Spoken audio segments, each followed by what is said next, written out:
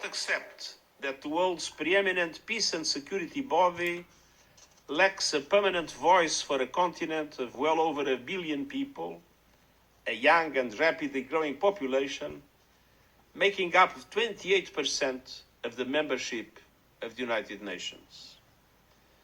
Nor can we accept that Africa's views are undervalued on questions of peace and security, both on the continent and around the world. The Second World War and reflects nearly half of all country-specific or regional conflicts on your agenda concern Africa. They're often exacerbated by greed for Africa's resources, which are vital to the global economy, and further spread and aggravated by the interference of external actors. The message is clear: there can be no global security without African security. Meanwhile, African countries are ground down by crushing debt burdens and the lack of financing thanks to the global financial architecture in which they are underrepresented and denied the level of support they require. To the principle of sovereign equality of states and calls for urgency to reform this institution to reflect the world as it is now rather than what it was nearly 80 years ago.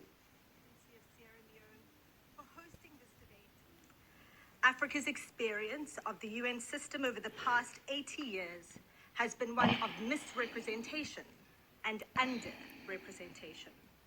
Misrepresentation and the perpetuation of narratives of the continent as a basket case of uncivilized and backward societies who are always recipients of aid rather than agents of progress. Underrepresentation in the exclusion of the continent from permanent membership of the Council, and inadequate representation in the category of non-permanent members. Nearly 80 years after its creation, the Council has been stuck in history. Its imbalanced composition is at odds with current realities and unjust, undermining its legitimacy and effectiveness. Africa remains the unquestionable victim. With the absence of structural change, the Security Council's performance and legitimacy remains questionable.